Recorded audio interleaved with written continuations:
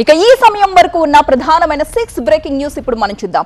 Number 1, హోంమంత్రి makeup గురించి మాట్లాడడం సరికాదు అన్న సీఎం చంద్రబాబు. రాజకీయాల్లో హుందాతనం ఉండాలి అంటున్నారు చంద్రబాబు. ఇక నంబర్ 2, కాపుల్లో ఐక్యత లేదు అన్న పవన్ కళ్యాణ్. కాపుల్లో ఐక్యత లేదన్నారు డిప్యూటీ సీఎం పవన్ కళ్యాణ్. గొడవల సమయంలో ఏకమయ్యే కాపులు ఎన్నికలప్పుడు మాత్రం విడిపోతారని అన్నారు. ఇక నంబర్ 3, ఉండవల్లిలో వైసీపీ నేతల కాన్వాయ్ పై దాడి విచారణ జరిపిస్తామన్న హోంమంత్రి.